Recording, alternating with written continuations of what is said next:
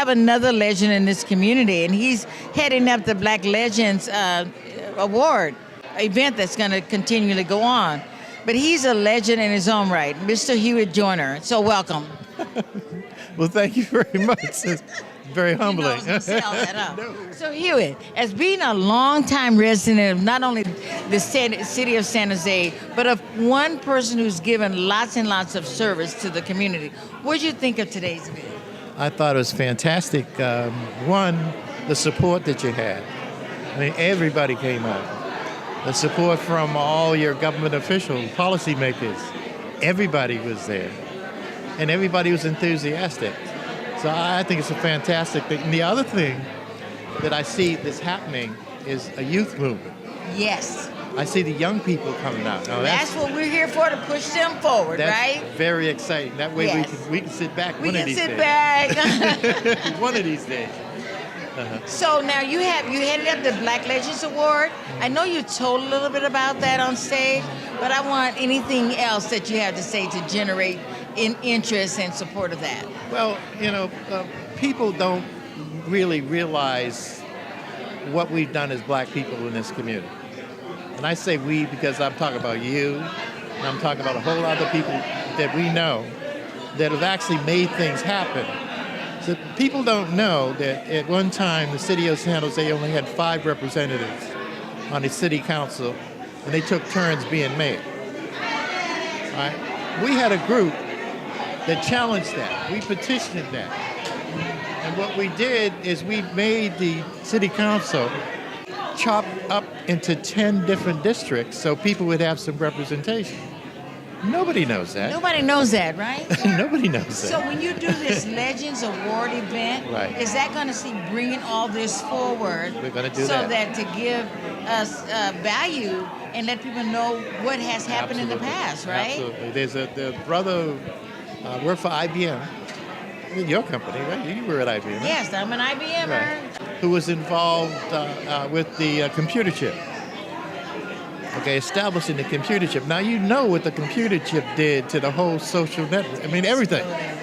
Okay. Everything. Right, but there was a brother involved with that. Yeah. And people need to know that. You're going to give him homage at this event. What we're going to try to do, because there are a lot of people, I mean, we sat there and we said, okay, how do we do this? I said, well, first thing we got to do is establish it. Let's get this going. We form a nucleus, we'll get some people together, and we'll put it on, all right? We'll establish some categories. There are about 10 categories for awards. And those categories are going to, for the first year, put 2 people in each category. Oh, wonderful. Now, after that, every year, we're going to continue to do this. So the first year, we may miss some folks. All right? But we got about 40 people, 40 nominees. And out of the 40, we're going to pick 20. All right, out of those 20 people, those 20 people will become the nominating committee from then on. Okay. And we're going to try to open it up because we'll have a web page. It'll continue year round. Open it up to the public where they can make nominations. And then we'll have some period of time where people can vote. So we can vote in people. What we're going to try to do is, because of all the people I know, certainly all the people you know, we want to be able to at least acknowledge people that they were here and they were doing things. Now, some people have done things more significant than others, but that doesn't mean they don't need to be mentioned. Exactly. I mean, the volunteers, I can think of people like Archie Moore. Yes. The work he's done with the seniors and the food program. Oh, the veterans. The veterans, yes. I mean, but who knows Archie Moore? Just us. Just us. The people like that need to be recognized.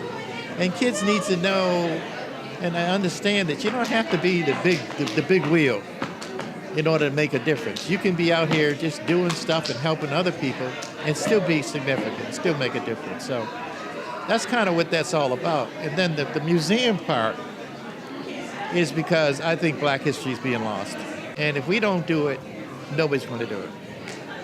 All right, now I know that there are other people in the community have done things that are on a smaller level to try to, hold on to our history. But we need something permanent, an institution we can educate the public on who we are as people. And I'm talking about going all the way back to slavery. We're going back to Africa. Okay, we're going to talk about the passage. Wow, the rites of passage. We're going to talk Okay. about the passage from Africa. Because I saw you is Robert Schroeder involved in this. absolutely. Oh, absolutely right. Oh, yes, no. So you have a huge job ahead of you, Yes, and I suspect we'll be hearing more from you in the future. I hope so. So keep us updated. Well, thank you so much for the interviewing with me and continued success. And Thanks. I know I'll be hearing a lot more about the Black Absolutely. Legends Absolutely. event. Okay, thank you.